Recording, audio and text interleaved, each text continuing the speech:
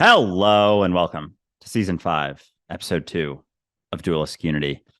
I am here now and unsure of what that really means, unsure of where this is going to go, but sitting in that uncertainty, willing to face it for what it is. Excited to find out, and it's what it is. Just a constant discovery, exploration, adventure through myself as myself, finding out more and more as I go, settling on as little as possible, which allows me to actually continue to find out more. And it's awe-inspiring.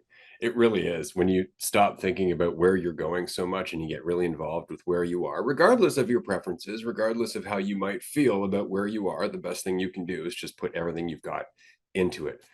And that process we call change. But when you look back in hindsight and you see all of the change that at one point you're like, oh, I don't know if I'm ever going to get out of this situation. Oh, I wonder what's going to happen a year from now. And you look back and you're like, oh, wow, I never thought it would be this ever. And I say this specifically because 2 years ago, I was working as an executive. I was working as a sales director for a company, doing the job that I was good at, but not necessarily passionate about. Wanting to have this conversation because I'm passionate about it, creating TikTok content, that kind of thing, looking for people that I could have a conversation with. And I ran across today's guest, and we had a brief interview on my old YouTube channel. You can check that out. And it really reignited that passion for this conversation because it was a damn good conversation. It was engaged, it was interesting, it was insightful, it was a lot of fun in general. And so I'm excited to have him back on the show today, but I am amazed by how much has happened in my life in the last 2 years since that conversation. Not only the podcast, but now we do retreats, we have workshops, we have an audience of almost 10,000 people. And each and every step of the way, it was in not worrying about that it became possible. And now that we can have this conversation and catch up, I'm very excited to introduce you to the community that has grown in the period of time that we have not been talking. Seye, thank you for joining us. Everyone, you will know Seye as the Light of Consciousness on TikTok. He is a story alchemist. And I wanted to say that because I really like how that sounds. He's a musician, a photographer, an author, and if you go to his website, he's got a few of them, and we'll put them in the description underneath this episode. You will notice that he says, I know we always have and will be whole and complete. I help to implement systems that make this truth obvious. That is awesome, because it's not that you're trying to be more complete. It's that you're in your own way. So before I go any further, Seye, if you don't mind, tell our audience a little bit about yourself, how you came to this path, where you are, what you're doing, and everything else that you can share. Yes, I'm always excited to talk about these things. And first, I want to thank you guys for inviting me on this podcast. I listen to the podcast all the time. I mean, it's one of those. If I open my phone and I show you my podcast app, is like at the top of the list there. I feel like in the last maybe 5 years, I've had this realization that has allowed me to question everything, and from even a professional standpoint, I recognize the fact that I'm actually not one thing, so I can be everything. And so one of the things that I've done is to demonstrate that in a more physical ways. By that, I mean, I started out as a software developer many years ago in Nigeria. And at some point, I realized that I wanted to challenge myself personally. So I started highlifer.co, which is now a different product entirely right now. But what I did was every month, I would pick up a challenge that would push me out of my comfort zone and then write about it. So I had about 1,000. I lived in Nigeria back then. I had about 1,000 subscribers who were just curious to see me explore different things. So from talking to a stranger one stranger every day to I did a few things with my diet. I experimented with nootropics, smart drugs. Right now I think differently about them.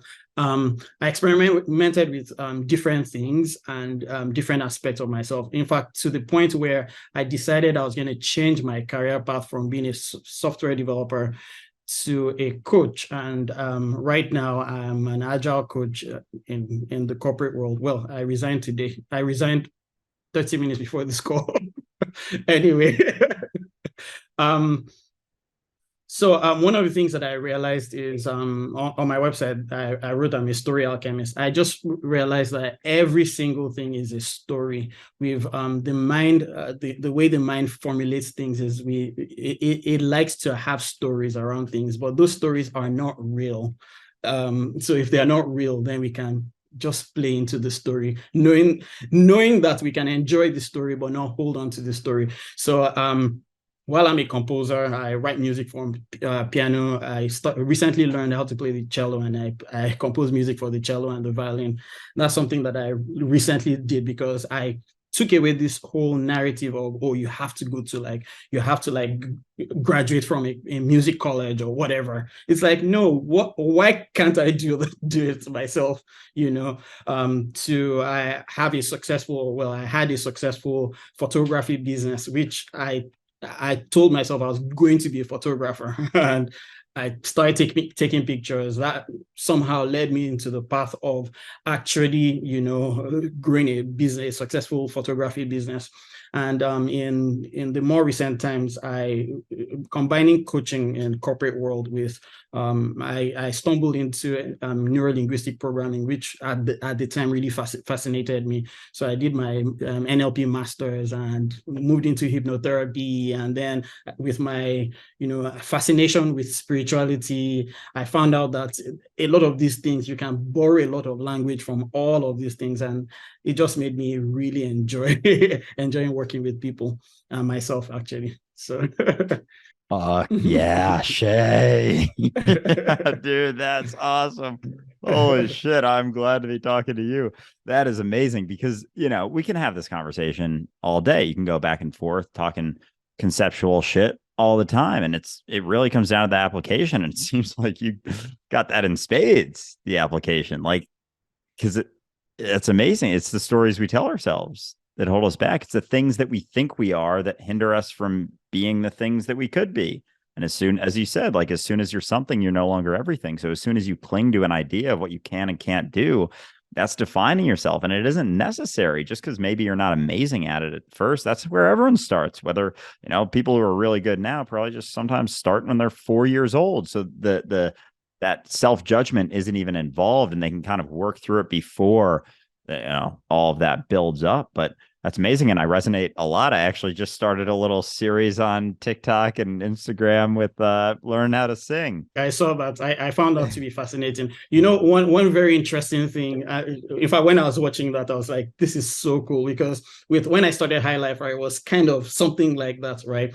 Now, I realized that I had social anxiety at some point, or that's a story I told myself, right? And one of the things that I decided to do was to move from a career where I was behind a computer as a software developer, coding and writing code and building products where somebody else has to demo, to, I'm actually going to be a coach. And then I threw myself into the deep end.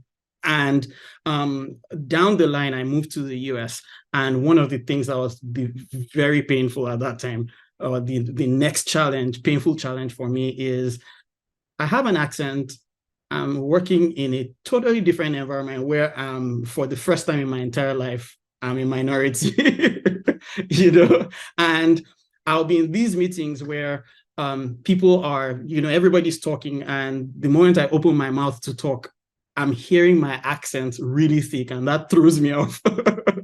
And, I just realized, this is yet another story, and I don't care about that. And so these days I throw these like mini projects, like, oh, I'm going to talk in public, I'm going to, create an event. Sometimes I'll do like a meetup meeting. I'll set up a meetup meeting for strangers to just meet. Or in the case of the music project I'm working on, I just threw it.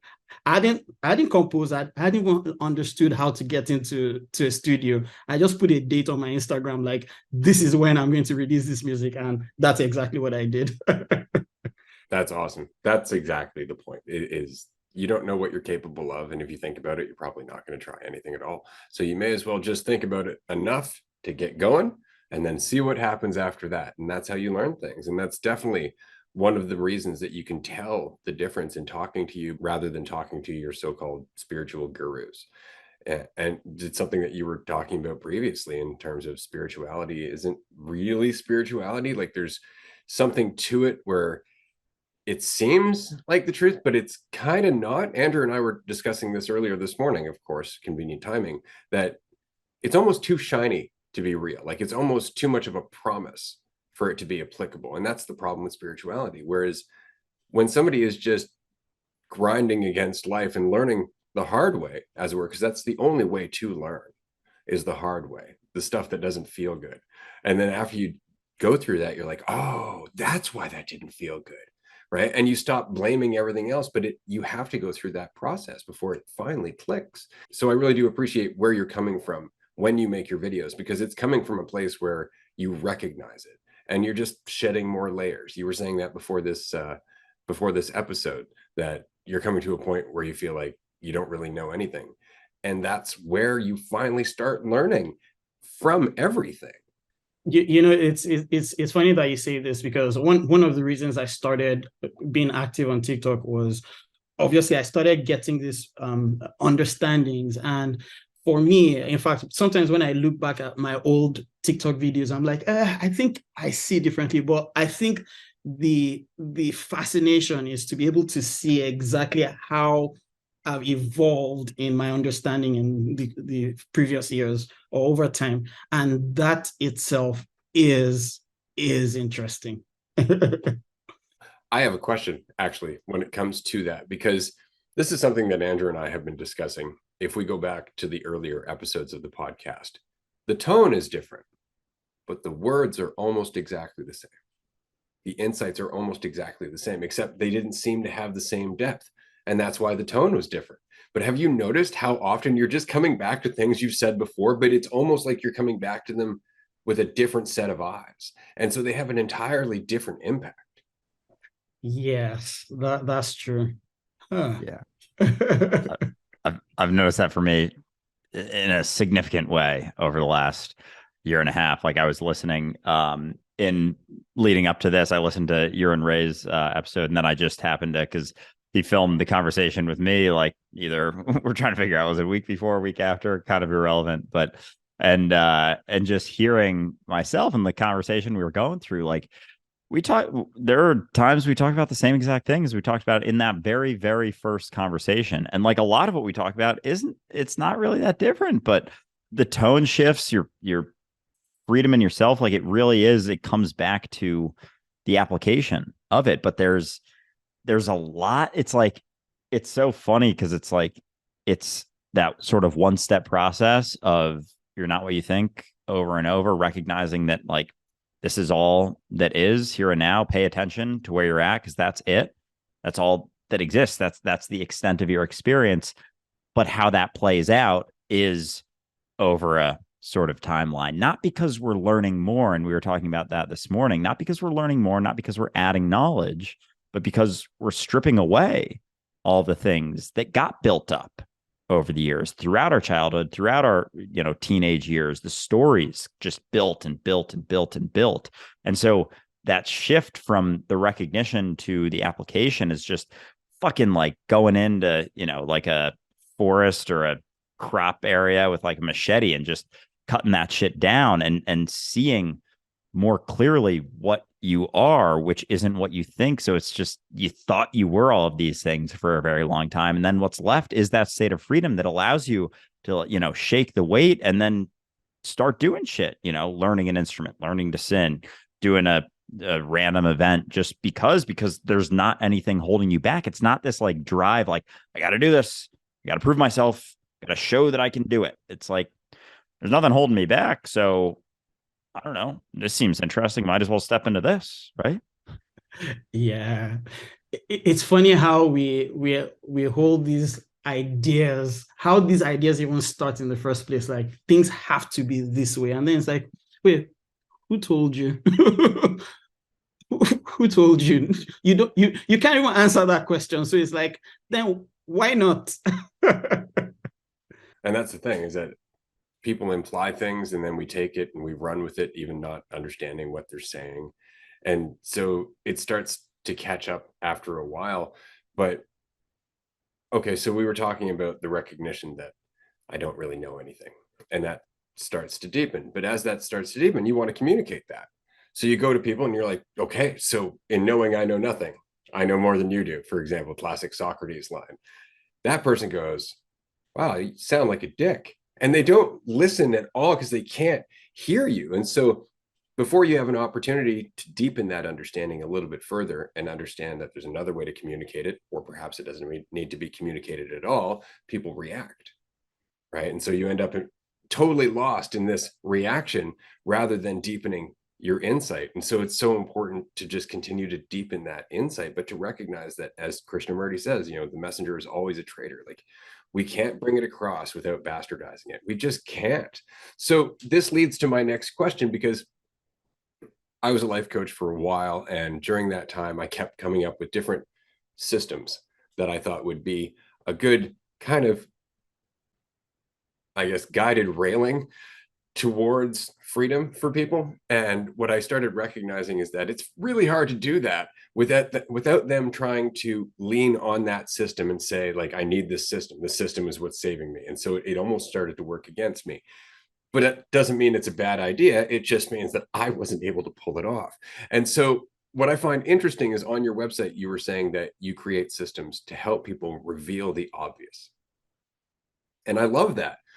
But how is that going? Could you give us an example? So obviously I work with I'm an agile coach. Well, I incorporate, I'm an agile coach, and that usually requires you working with teams, software development teams, and then with leadership, to help them to question their assumptions about how they're seeing product, and how they're seeing the organization as a whole. And one interesting thing that I've noticed is everything is such a beautiful fractal. The individual and the team are the same thing. And the team is the organization. So at the end of the day, like, you can't even have an organization without people. So they're all one and the same thing. And one of the things that I just like what you were saying about, like, creating systems, I relied on in my coach training. I relied on, different models and things like that. But I just realized there's only one thing that I need to focus on, and that's listening. It's like, literally, it's just listening. Because when you listen deeply, it almost feels like you become one with that person, and then you become one with that system, and then the obvious becomes, or the thing that wasn't obvious becomes so obvious. And at the end of the day, all you're doing is seeing the exact gaps that need to be filled.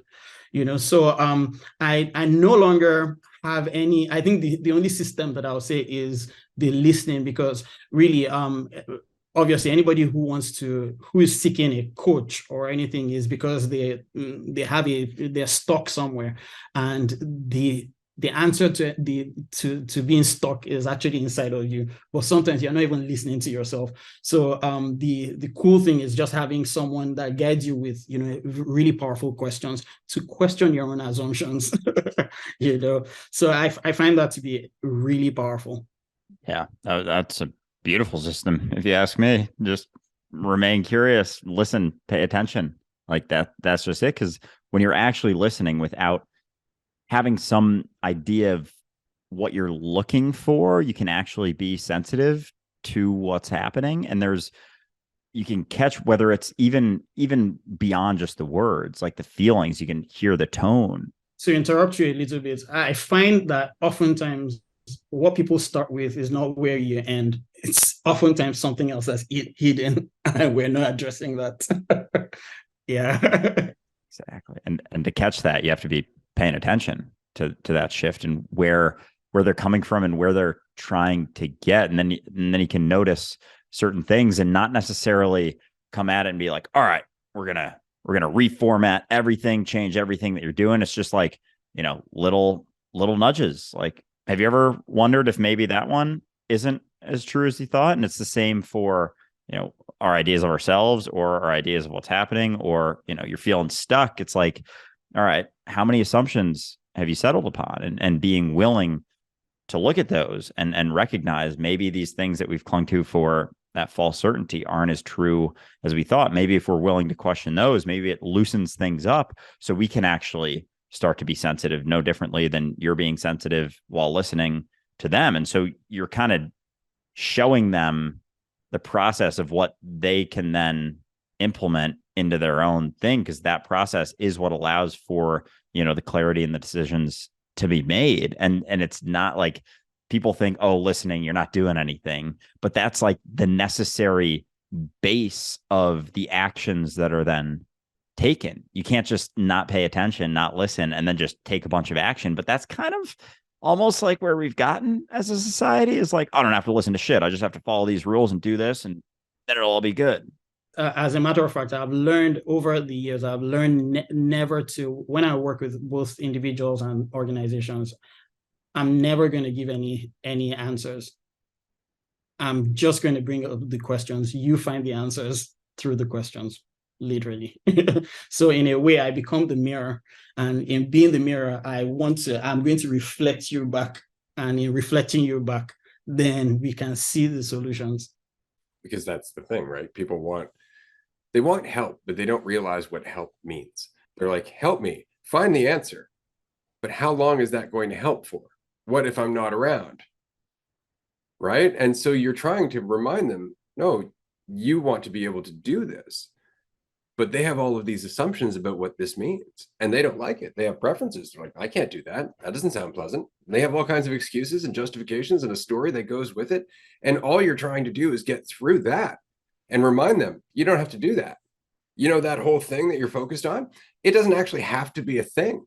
You can just leave it out and just do the thing and stop with all of the crap in between. But we get so caught up in it habitually. I mean, right down to high school. You remember getting up in the morning and thinking to yourself, oh man, I got this class in the morning, and right, I'm supposed to see what's their name at lunch, and oh, I hope I don't run into so-and-so, and just stuff like that. No, and none of that's happened. You haven't even gotten to school. You're still putting on your pants, right? And it's just, you get so caught up in it because, of course, as a teenager, you don't recognize how powerful your brain is. You don't recognize exactly how much you're capable of processing all the time. It's so funny, how much gets distorted by our idea of ourselves, because we really do think like, oh yeah, humans aren't very smart. Like because we measure ourselves according to school, right? Oh, I got 80 in math, therefore I'm not very smart, while I sit here literally being intelligence, walking around the cafeteria, like taking in all of the sounds and vibrations of everything around me, whether I'm aware of it or not. But I didn't do very well in my math test, therefore that's a measure of my intelligence. And we forget that it's not. We forget that our imagination, our dreams, all of that stuff that we take for granted, that's intelligence. Right? But we tune it out and we just think there's something wrong. And then we medicate children who think too much, rather than going, yeah, you think too much because you're hyper intelligent. Maybe we should trust you a little bit with your life and get the fuck out the way. Yeah, So I was curious with the coaching and whatnot, with those sort of situations where you're acting as that mirror questions, is there like a transition period between, because that's not, necessarily directly going to match a lot of mentalities, that willingness to take responsibility? Is there sort of a transition period where you get some pushback at first and then people start to understand where you're coming from and how this is actually, you're not, you're teaching them how to fish as opposed to giving them fish? And how does that process work if there is that transition, or are most people just kind of like on board right away because they know what they're getting into with you and they are just like, yeah, sounds great, let's figure this out? Yeah, so initially, like I was saying earlier, one of the things that I did earlier in my career was to help people, or to engage with people, and at the end of the day, I package this solution for them. And one thing I've realized is that never works. I get it. Thank you. Yes, this was perfect. But then it's like over the like next couple of months, I see that they've gone back, or they're not doing the work, right? And one thing I've when I work with people, the first thing is what exactly does good look like? What does the end result that you're looking for? What does that look like for you? And then what's really stopping you? And then by going deep down into the questions, you begin to peel layers, and then they see what they're doing. They suggest the solutions, and then I check in to find out how that's going. And I find that when people own the solution, they are more likely to follow through. But in all of these things, I think maybe my the way I see things now is, it still goes back to what I think about this, should I say, our physical existence. I think it's just this beautiful story of us just creating situations and scenarios of ourselves, and falling into holes and getting back up. And I think just watching from a neutral perspective, seeing the other person as myself, allows me to enjoy the whole process. Absolutely. I'm glad you brought that up, because that's very much why I wanted to have you on the show. Because while this is all great when it comes to coaching, and at the end of the day, what we're really doing is we're giving just the surface kind of insights. Like, we really are just talking about the stuff that gets in your way and stops you from going to the grocery store and picking up your groceries without having a fucking meltdown because you couldn't get the coupon code or something like that, right? Like, that's what we're talking about. It's just getting out of the way. But after that comes the deeper shit. After that comes the recognition, like, oh, it's all me. Oh, fuck, it's all me. And so my question is, how often do you get to get into that in your one-on-one sessions? I know in corporate setting, it's not going to come up more than likely at all. But in your one-on-one sessions, how often do you manage to get into that with people? Because I am finding that it's way better received lately, in terms of it being at least something that people are willing to listen to and entertain as worthwhile, because it sounds reasonable. Whereas once upon a time, I remember very clearly, people didn't like the idea of letting go of who you think you are at all. And the idea that everything is one sounded hokey and religious and conceptual. Whereas it seems like people are having an easier time kind of seeing it as a possibility. So I'm wondering how your experience has been. I found that the deepest realizations from coaching have been when we actually get into identity, to realize that what you actually think, who you think you are, does not even exist.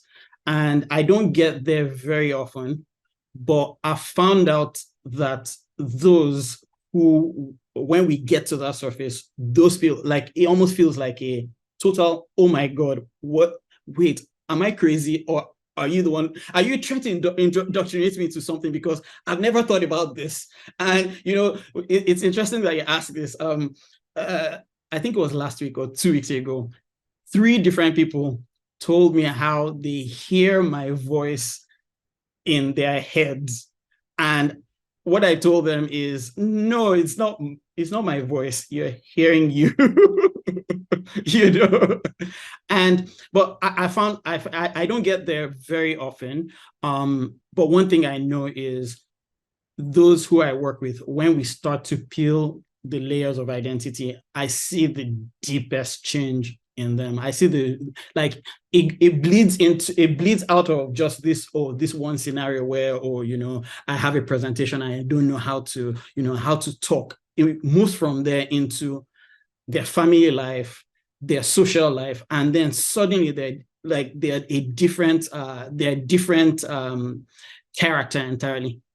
Yeah, because that identity is the root of all of it. Like, you're looking at the root of where all of the psychological suffering stems from, that perspective of ourself. And it's funny, that example you bring up of people you work with who you talk to about this, they hear your voice in there, and it makes you, I've been chewing on this for a bit, just, the perception of other people, how often we use that almost as an excuse, like we use it to avoid responsibility. Like, to them, it has to be your voice, or else they have to take that responsibility and recognize that maybe they're alone.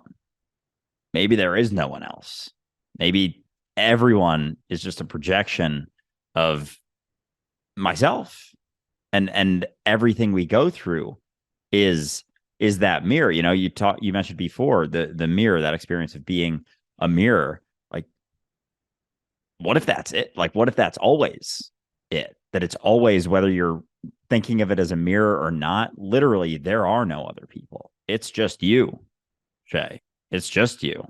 And everyone you interact with is that projection. And the things we see in other people are the things, the things we love in other people are the things we love in ourselves. The things we resist in other people, fight, judge, or the things we're just judging ourselves. Like, it literally is just always interacting with ourselves.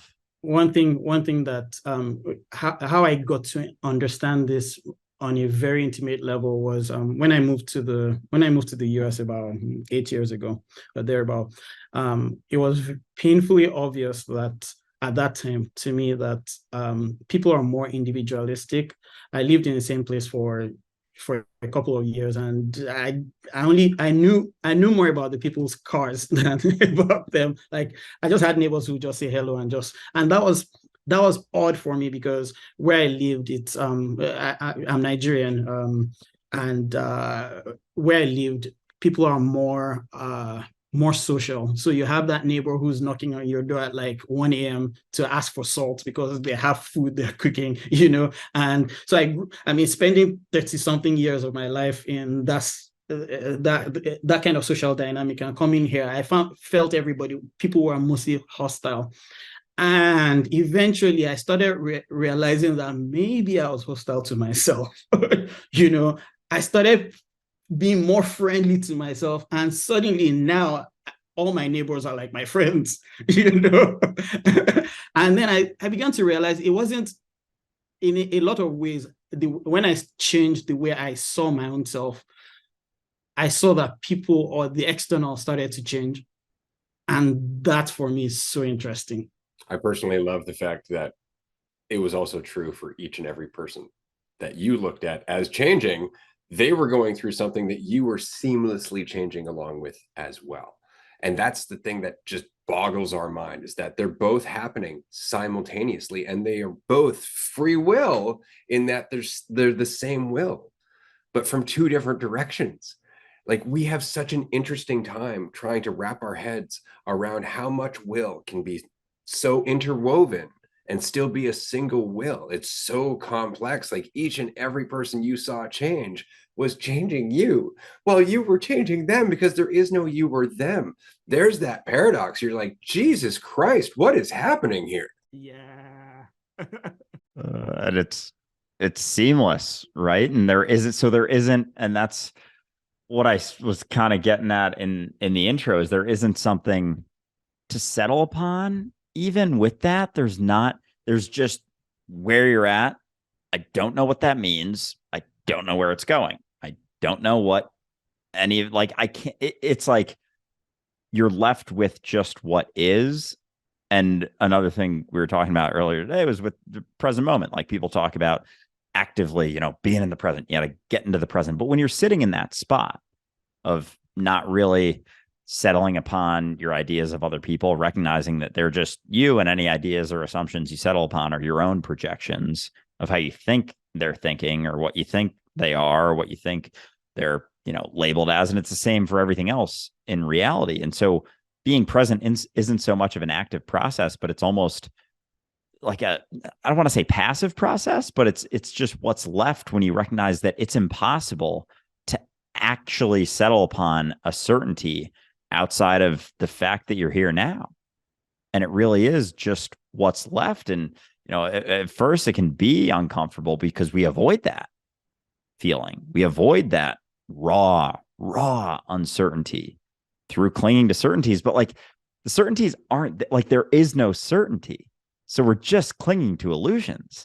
Like we're not actually there. The shift isn't from having certainty to being like, okay, now I'm uncertain. Now I'm in the present. Like you never had any certainty. You just were able to distract yourself from where you were at, from being the here and now, literally being the here and being the now. You were able to distract yourself with all of the stories that you tell yourself. But without all those stories, without all that false certainty, it's almost like hard to even grab firmly onto anything that may happen or anything that has happened or anything that is happening.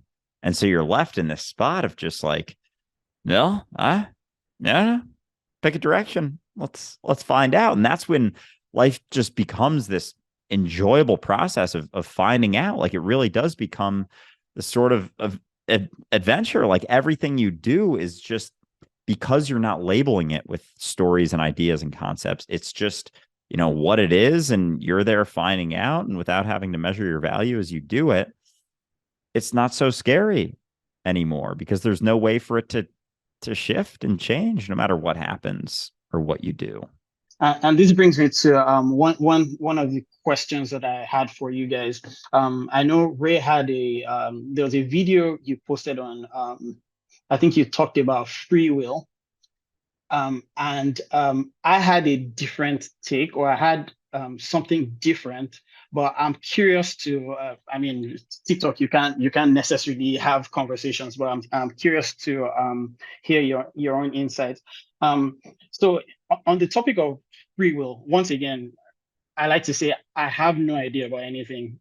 I can only see things from my perspective, and those perspectives make me realize, this is interesting. I've never saw things this way. And one of the things that I see with free will is I wonder if free will is a thing, because on several levels. So my mom came visiting me about last year, and I introduced her to my friends. We hadn't seen since before COVID, and she told my friends that my love for books. Now I have about 600 books, right? My mom was telling a friend of mine that my love for books and photography and photographic gadgets were things that my dad actually loved. Those were like his passion, right? And my dad passed away about almost 20 years ago. That's something I didn't know about my father. There were so many similarities in even his passion and mine that I didn't know about. So how do I think that I'm making these conscious choices? That's one. Two, just sitting down, spending time just observing myself. I realized, first of all, most of the things that are happening with me are things that I'm not creating, from even the biological aspect. I'm not digesting my food. I like the color brown. I chose it but didn't choose it. Obviously there are unconscious aspects that have made me prefer that to other colors, right? My food choices are totally different from what we have here, and obviously that's part of the societal influence. I look at biology generally, and I see that I'm not sure when bees are trying to build colonies and things like that, they are having like special meetings about building stuff, or I think in terms of like hypnosis, for instance, and some things that I've done from a hypnotherapy standpoint, where you use things like yes sets to influence people. Yes sets are, if you get people to say yes 3 times, at least 3 times, your last ask is going to be most likely going to be met with a yes. I think about social engineering, where if you want people to be more benevolent, just introduce the smell of cookies. People will give more money at that point. That's a Cambridge study, right?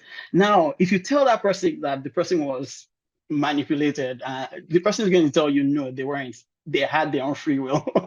you know, um, from that study, he says that if Christians are listening to gospel music and somebody at a very low level and somebody of a different faith approaches them and has a conversation with them, they are more likely to be violent than not. But they will tell you all of that has nothing to do with all the social engineering. So all of that made me realize, wait, what then is free will? How do we think that there is free will? So I'm curious to hear your perspective. Well, that's a great question. I've had a long time to think about this one, and there's a lot of different ways to tackle it, but largely our desire for the concept of free will comes from our perspective of being separate. Because once you let go of the idea that you are separate, the idea of free will starts to fade away, which doesn't mean that it becomes predeterminism, but it becomes something way more nuanced. It's kind of like what we were saying about as you changed, everybody else changed, as they changed, you changed. And it's not that you were causing it or they were causing you, it's that there is no division.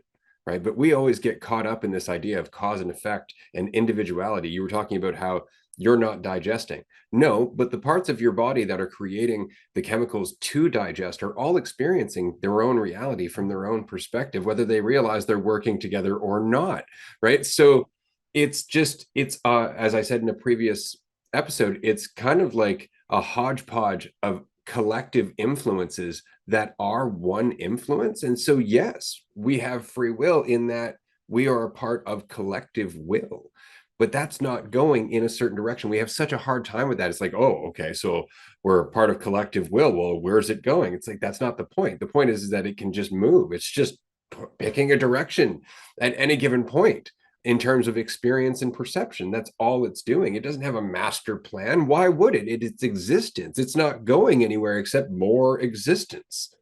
Yeah, I think when you put it this way, it makes it I can't remember the TikTok video. When I listened to it, it is without this explanation, that just meant, oh yeah, where this is. I think I saw it from the perspective of a separate self who's always in control. But it's like that's itself is the illusion. Exactly. But it really is our perspective of ourself that even allows us to have the free will conversation in the way that we do, is settling upon the assumption that we are divided, that I am what I think I am. And so with it, like, the free will component, it's like the actions that we take, we're at the end of the road each and every time. Like we're like leading the way, like we're just reality being expressed. So there isn't, we like to think, it's a little more comfortable to think there's like a path. I mean, comfortable and also fucking terrifying at the same time to think there's like a, predetermined path and like, we don't know what it's going to be, but we're going. And it's like, no, each and every moment, there's an infinite number of ways to go. There is not one path. There is just the fluctuation between all different sort of paths, and they're not even paths because it's infinite. So there is no division between them. It's not like there's 100 paths or 1,000 or 1,000,000. It's like it's infinite each and every moment. And so we're just kind of sitting in uncertainty, in infinite potential each and every moment. Because we are what is, we have the option to go in any direction whatsoever. And that's kind of it. Like each step that we take is stepping into new territory, kind of, in a way, but also stepping through ourselves. So it's not predetermined. It's not that it's preset. It's also not that, there aren't also all of the influences happening. It's like, yeah, there's all of the influences and we're influencing them, and there is no division between them. So there isn't this ability to even say, I have or don't have free will. It's just look at what you actually are and see that you're not divided from everything. And so everything's simultaneously impacting and being impacted at once. And you can't escape that either. You can't not have influence. Everything you do, everything you say, every interaction that you have echoes in eternity. Tell that to the personal mind. It needs to have a plan. This causes this, and this starts here, it ends here. There has to be a start. There has to be an end. And it has to be like this. It must be. It has to be. That's exactly it. Like false certainty. So here's a question. And this is something that Andrew and I have talked about previously, obviously, and I know it's something that you think about as well. What we're talking about is largely that we're all leaves on the tree, but we're also the collective awareness of the tree. And what changes is how we perceive what the hell is going on, whether we are really bound up in our leafiness or we get a little bit more in touch with our roots, as it were. And so this is just constantly a shift. And that shift is abandoning the idea of yourself, abandoning the idea of the leaf being all that you are. And what's interesting about that is that people take that and they're like, I'm going to ascend to 5D. I'm going to get superpowers. I'm going to do all of that. But what I find is really interesting is what actually happens is you start to recognize that control doesn't work. That control is based on that illusion of division. And so you're only left with the right touch at the right time, with the right amount of force. And that's why I really enjoyed your insight earlier in this episode about how important it is to just listen, because what you're doing there is not getting in the way. You're actually just allowing yourself to facilitate the flow of what you are. You're allowing yourself to serve your collective will by allowing it to be your will individually, rather than getting in there and dictating what your will should be. I got to get you to, the most optimum performance. Instead of that, you're just like, I'm just here to serve. And you allow them to do that. That's what I loved about what you were saying about just asking them questions so they can find their own path, because they are intelligence. So that all said, isn't it interesting that the less you want control, the more influence you actually end up finding, the more it is the easier it is to connect with people, which are really just you, as you stop trying to connect with quote unquote people. I find it so very interesting. I'm glad that you share this journey, Shay. Like, it's very exciting to me that you understand this to the degree that you do, and that you're out there creating ripples and that it resonates. And it's funny because you don't seem frustrated with the idea that some people take it in deep and other people kind of take it in a little bit, maybe for a little while, and then it kind of passes, because why be frustrated with it, right? And it's like being frustrated with yourself. It's like, obviously there are things that we come across in our day to day, and you don't like, you hear someone say something and it doesn't connect with you till like years later, and you're like, wait, why didn't I see that? But I mean, I would have been. It's almost like with my with my where I am on whatever journeyless journey this is. I sometimes I'm like, I wish when I was in college I knew this. Sometimes I listen to Page and I'm like, if I had these insights when I was our age, what would I be like? But I'm like, that's a stupid question. It's like, it doesn't matter. It just doesn't matter, because everything still goes back into this this beautiful this beautiful play. And this brings me to when you were talking, I thought about two very interesting paradoxes. One, the paradox of control, because control itself does not exist. Two is the fact that when you give the analogy of the leaf, like where the leaf and then there's a tree. It's like, okay, wait, but there's actually no leaf. We just call it leaf. That's it. it's, it's it's just, at the end of the day, it's a seed. It's actually a seed expressing itself as a tree, expressing itself through these things that we now call leaves. But then it's also not a seed, it's branches, but it's also not branches. It's this thing that's a tree. No, it's also not the tree. It's all the trees. Oh, wait, it's not all the trees, it's everything. It's interesting. Oh yeah. Oh yeah, it is. I love that you just went there with this, because that's where people are like, well, no, it's got to be one of them. Like, okay, maybe not the leaf, but at least it's the tree. And it's like, it's not even really then. We're settling upon the idea that we're the leaf. And it's just a conceptual idea. It doesn't actually change the reality of being, for this example, like being the tree.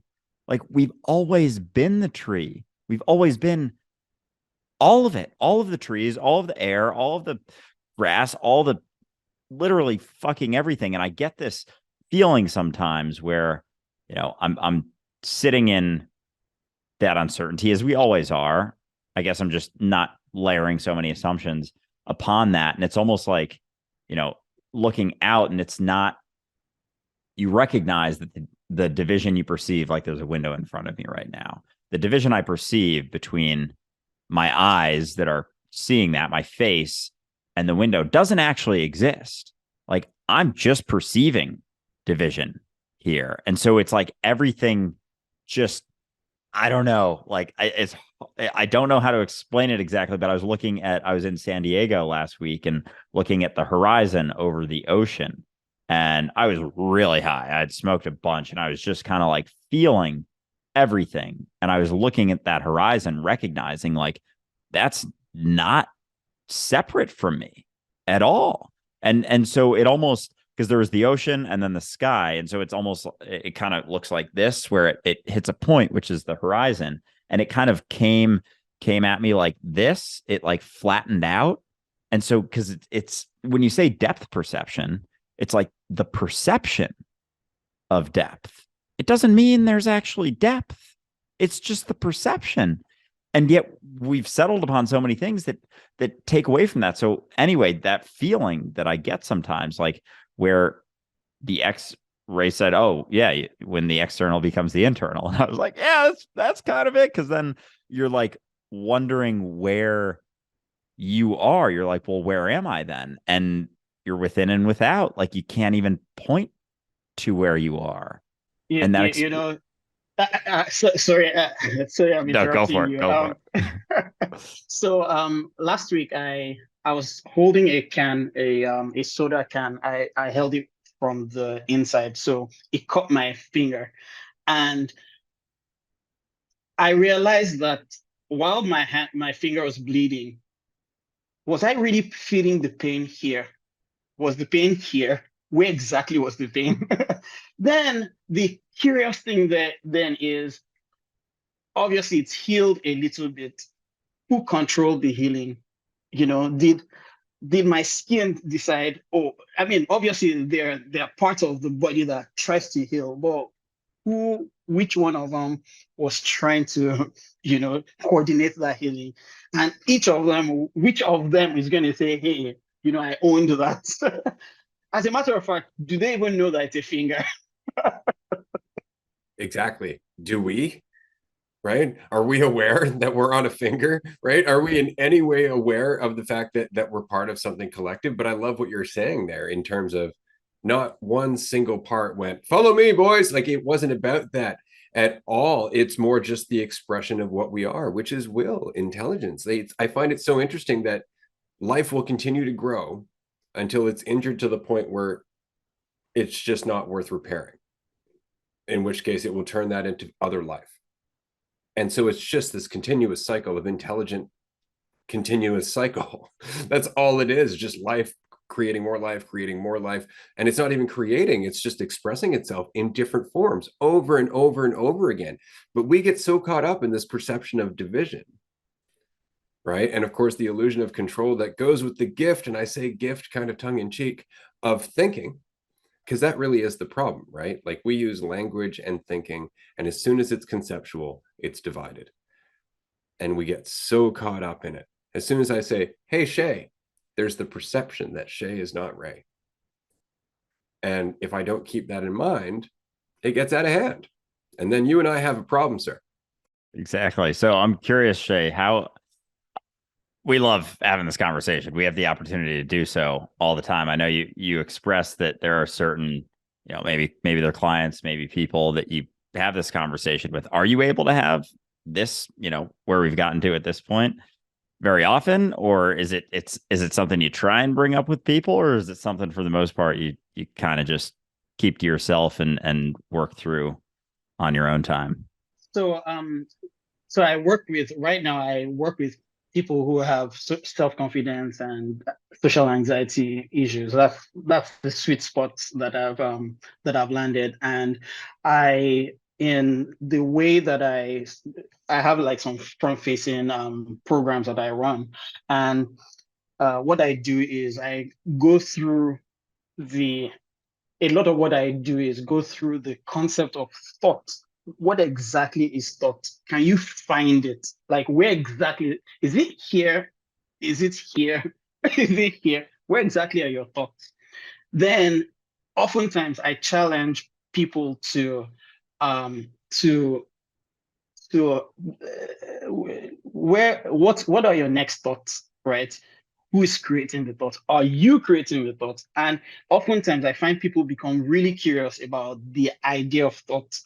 And from there, it always goes back into identity, right? So how do you, if you've had in the last 3 minutes, if you had 200 thoughts, which of them was the right one? And which one was the wrong one? Then which of them is you? Then why did you pick certain ones and said this is me? So I feel like over time, in the way I phrase my discoveries, we start to get into situations where they're like, wait, I've never thought about this before. And then the curiosity comes in. And that's where it changes. The curiosity. Yeah. It really is. It does have to be self-driven, and it can't be because it should be. It can't be because the idea sounds really pleasant. I really find it comes down to people just having enough, like understanding that the strategies that they have been invested in are ultimately not going to work. And once you get that enough, once you're willing to look at it, you'll change. And you'll be enthusiastic about doing so. All of a sudden, you'll be like, what? There's another hill to explore. Sweet, let's go. Right? As opposed to, oh, maybe I should explore that hill because it's going to improve my life. It'll make me more. And I can tell other people I went over the hill. And it's this whole other fucking thing instead of, but I've been everywhere else and I know where that goes. So fuck it. I'm going to go and check it out. And I love that drive. But back to Andrew's question very briefly, because I was a coach for a long time, and I'll be honest, I never ran into anybody that I could look at in my coaching and say, so you're me, right? Not straight up, not like that. Kind of in a philosophical way. Maybe you can go into a spiritual kind of conversation. We're all one, all connected to the same source, all that kind of thing. But that's not the same conversation. But the actual recognition that it's just you. It's just you projecting all of this with such incredible depth that it's the definition of reality, that it's just you. And it's so rare to run across those people. But with the podcast, I can say that I now regularly talk to dozens of people who are getting that to various different depths. How often do you run across somebody in your day-to-day life? Because obviously you've been on this path and you talk to people. You have a network of people that you've worked with, people that you've talked to. I'm sure you have a mentor or two somewhere behind you. How often do you really get into the deep end of this, where you know that you're talking to yourself and that person knows that they're talking to themselves? Not very often. Not very often. I mean, first of all, I feel like my perspective really changed with, especially working with people, when I recognize that the other person is me. It made things really easy, really, really easy. But having the other person, the other persona, recognizing that that's something that's not. I haven't seen a lot of that. Yeah, it's kind of interesting because even with my partner, I'm like, geez, that I know that we're the same. That, like, not even that we're the same. We're like the same one. And then she's like, just start with this. Yeah, it's not very often that I meet people like that. Yeah, no, it's because it's not necessarily super common, but at the same time, it's so interesting because you recognizing that it's just you, like that perception of other people getting it. I'm starting to wonder if that's just me keeping it at bay, like in myself, and I'm seeing other people, and it's not to say there's any control involved by any means, but the thought of other people being willing to have the conversation or get it, it's like any desire I have for them to do so, is that just me looking for validation that I'm not fucking crazy? Like, is it just that? Because it is just me. And so how much are other people's mentalities a reflection of myself? I've thought about this several times, and I realized that if we're going to use the analogy of people sleeping and people waking up, it's different people have their different forms of there are ways you wake people. Some people wake up without the alarm. Some people like to be, tapped to wake up. Some people will get really pissed if you try to wake them up, And I find, you know, it's actually really nice that should I say zombies, or there are people who are still sleeping. I think that's still part of this divine play. And at the end of the day, we would wake up when we would wake up. And that's still part of, if I use the word God doing his thing, So I can just recognize, or I can recognize myself as others and others as myself. Um, but it's just what it is. I find that really interesting because we keep having this conversation of I can recognize others as myself. Who? Who exactly are we talking about recognizing others as ourselves? Because we seem to continue to refer to ourselves as individuals, right? We or I am learning this, and all of these characters are reflecting it.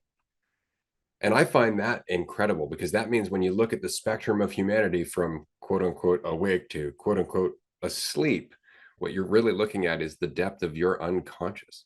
How much of you is still resisting this insight that you're starting to pick up and wake up to?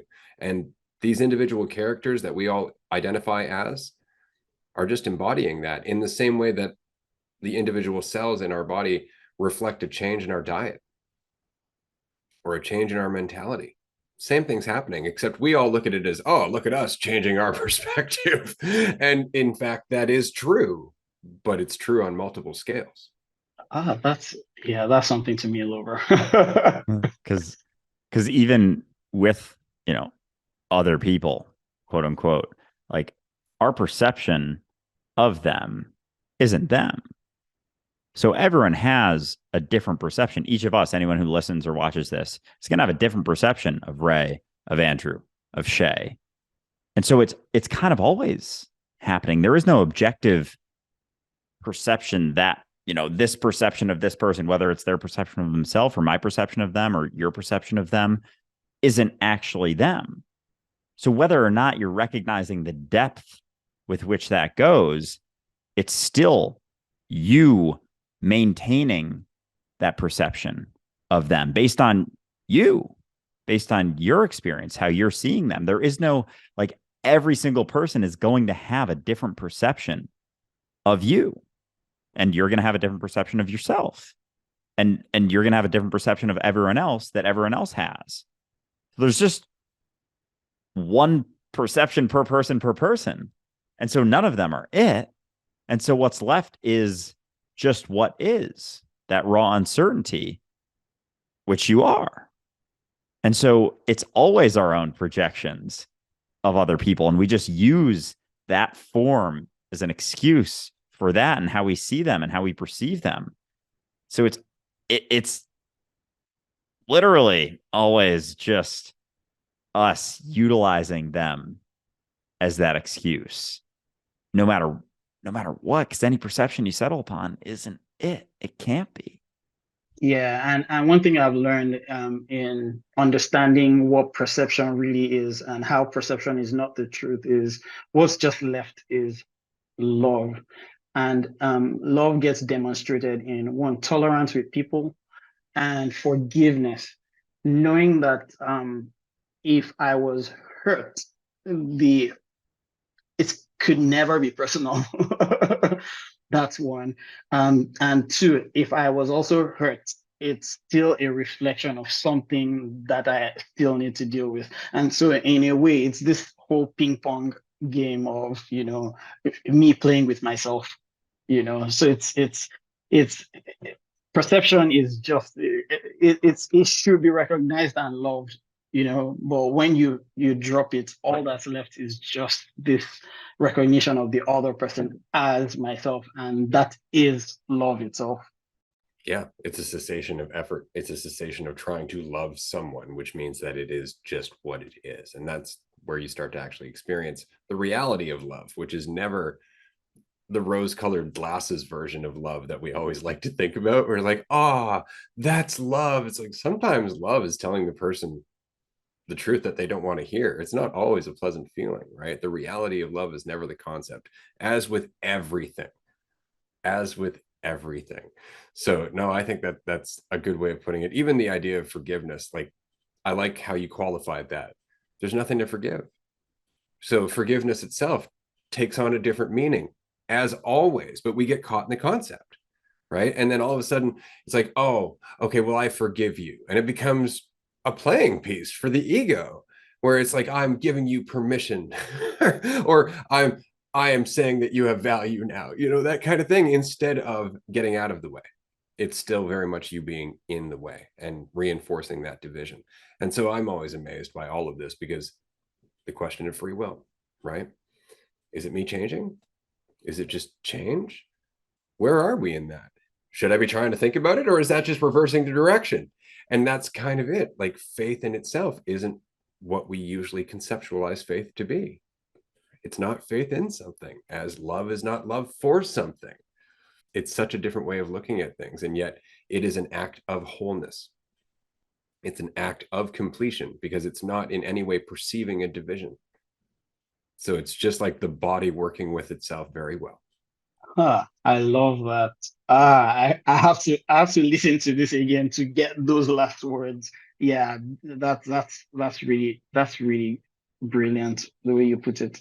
And that's staying on the ball too, is recognizing that any conceptual idea you settle upon, whether it's of yourself, of another person, of love, of forgiveness, isn't it. And we're like, well, fuck, one of them has to be it. Come on, give me something, throw me a bone. No, it never is. But what's left is that state of freedom, is that ability to actually express the reality of love, which isn't, Hallmark and Disney really fucked that one up. It's just what's left. It's just being able to, without the distortion, literally recognize yourself in someone else. And that has its own tone to it. It has its own feel.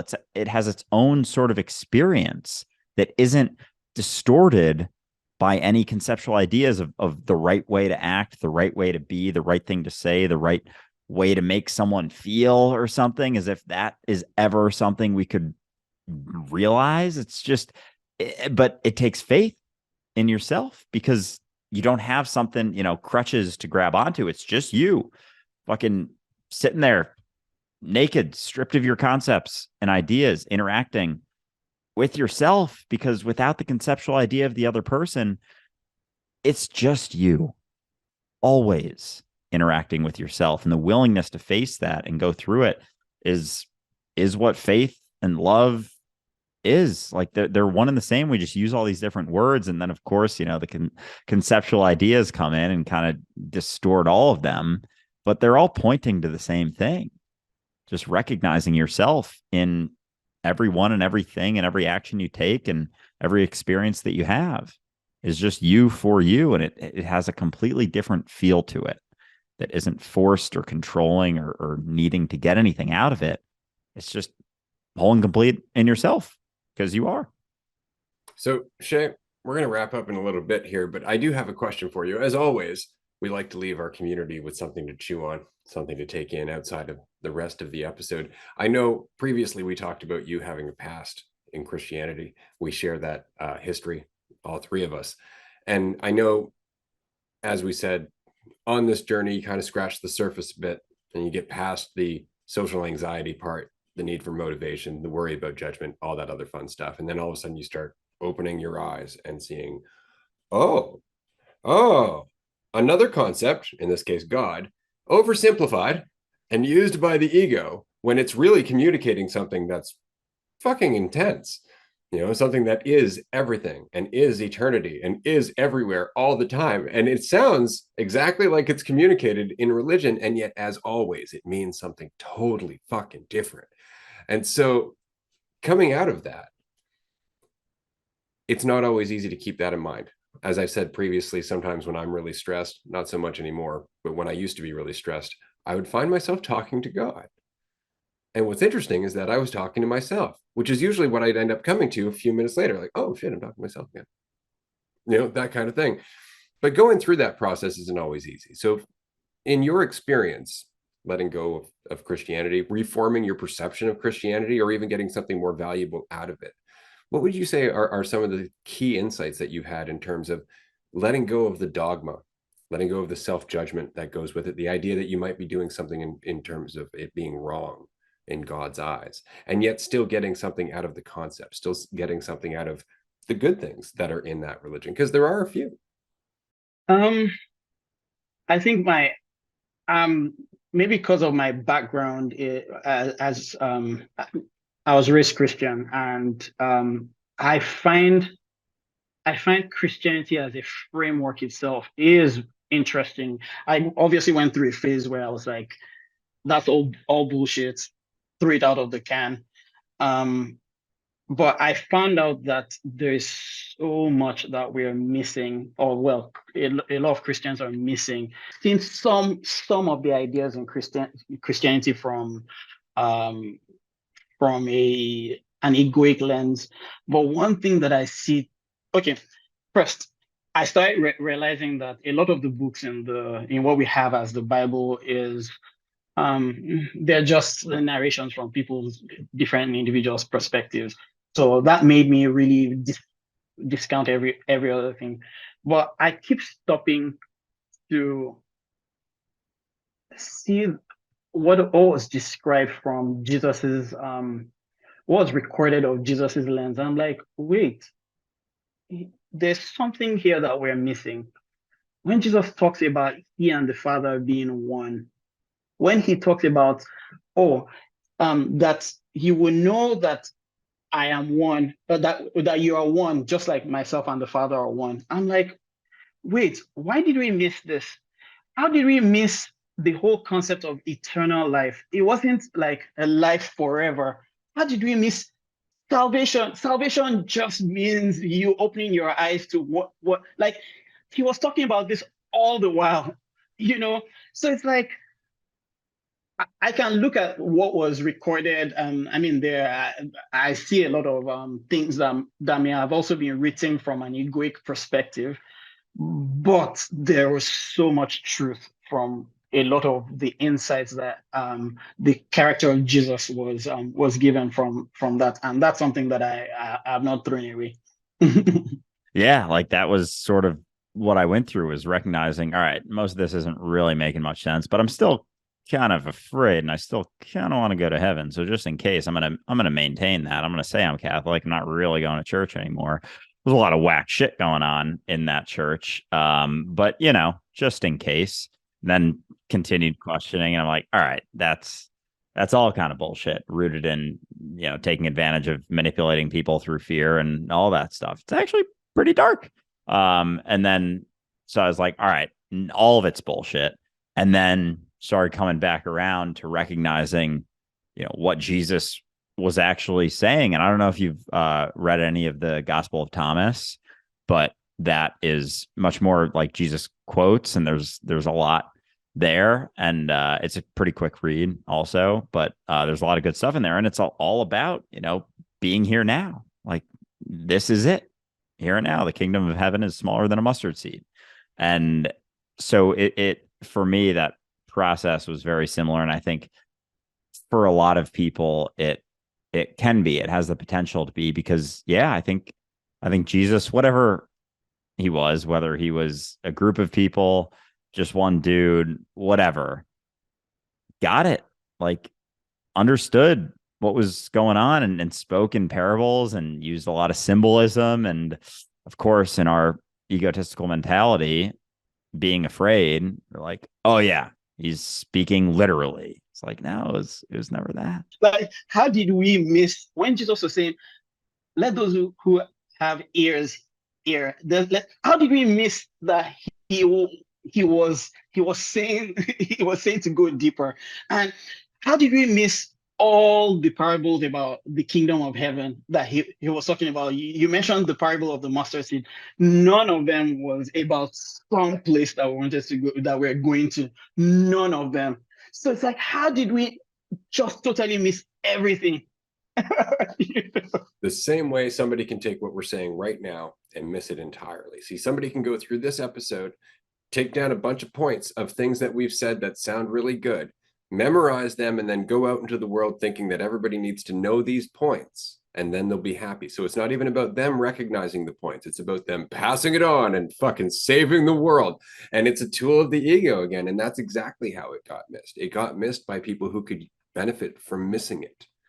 Right? Cognitive dissonance is a force, and we are biased. And so we can take a message that's pretty fucking clear and make it absolutely distorted just so it can benefit our ego. And we do it all the time. And that's the reason that on this podcast, in this conversation, we are always telling people, even in your own practice, question, find your own answers. Keep finding your own answers, and then watch them burn when you overcommit to them, and then find another one and keep practicing until eventually you recognize that you're the answer. You're the answer. And that's it. This has been an absolute blast. Seye, it's been so nice to have you on the podcast. We're definitely going to have you back. I'm glad that we can introduce you to the community. And of course, anybody who would like to contact Seye, please do so. Check out highlifer.co. And Seye, I believe you have another website as well, correct? Yeah, just SeyeKuyinu.com, my first and last name. Perfect. We will throw that in the description of the video. I'll pass it to Andrew, but I'm really grateful that you could join us today. Thank you. My pleasure. Yeah, Seye, this has been awesome. This was a lot of fun. So much covered, so much depth, and I appreciate your willingness and excitement and enthusiasm and diving in is pretty fucking deep. We got into some shit today, so this was a lot of fun. I appreciate, just your willingness to stay on it, stay on the ball, be willing to question, and when things are settled upon, be willing to question those as well. Doing a lot of good shit out there. I love your accounts, love your TikToks, and so I appreciate you very much, and I appreciate your willingness to come chat with us, and I look forward to our next conversation. Absolutely. One more quick reminder to everyone. Do go and follow The Light of Consciousness on TikTok because his content is incredible. Take care, everyone. Bye, everyone.